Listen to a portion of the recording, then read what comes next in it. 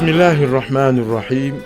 Alhamdulillah alladhi arsala rasulahu bilhuda wa dinil haqq liyudhhirahu ala ad-dini kullihi walau kariha almushrikun. Wassalatu wassalam ala habibina wa mustafana wa maulana Muhammadin sayyidil anbiya'i wal mursalin wa ala alihi wa ashabihi ajma'in.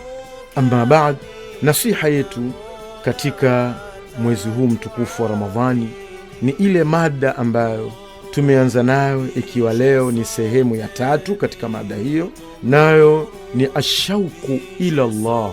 Ashauku ila Allah, kuwa na mapenzi kwa Mwenyezi Mungu.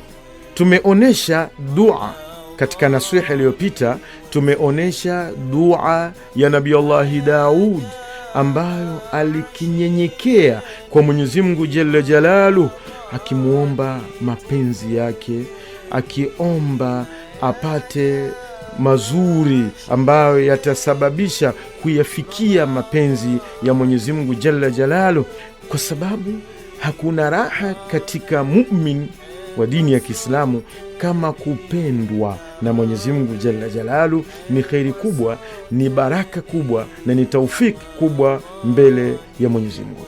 Tumsikilize Ibrahim ibn Adham.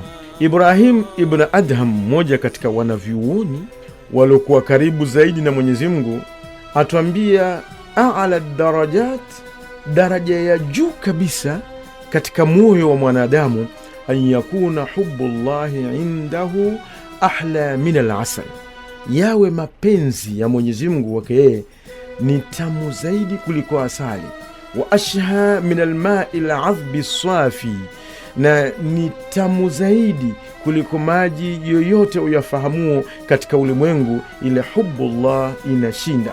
Vile moja katika washairi alisema, ma anka yushghiluni malun wala walad, nasitu bismika dhikra almali walwalad, falau safakta dami fi turbi lan katabat bihi hurufuka lam tanqus wa lam tazidi.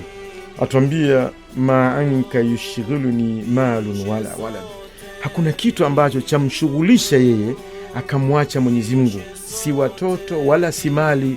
Vyote hivyo havina uzito mbele yake au katika maisha yake kuliko Mwenyezi Mungu.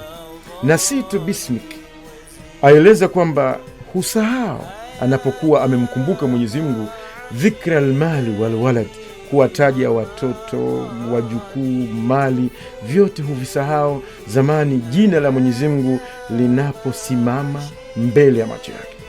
Akaendelea akasema, falau safakta dami, lau damu yangu ingeimwaga fi turbi, katika mchanga, lan katabat, zingeandikika kwa hiyo damu yangu zile harufu za Mwenyezi Mungu, yani ile Allah, alifu na lamu na lamu na he, basi ile damu ingeandika zile harufu zizo katika jina la Mwenyezi Mungu ambao kwamba itwa lafdhul jalala.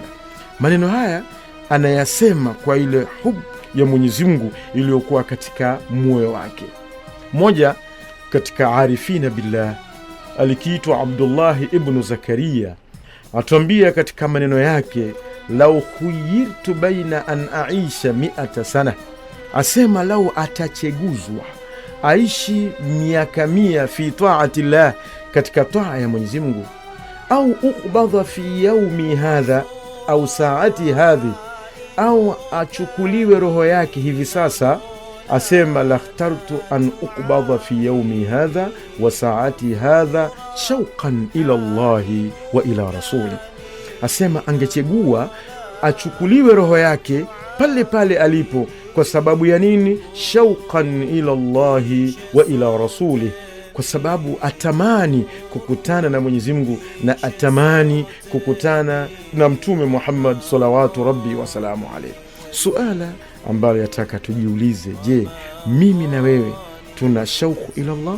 Mimi na wewe tuko tayari kukutana na Mwenyezi Mungu? Je, amali zetu ambazo tutazifanya zatupa uwezo kuweza kwamba tuwe na hamu kukutana na Mwenyezi Mungu na tuondoke duniani?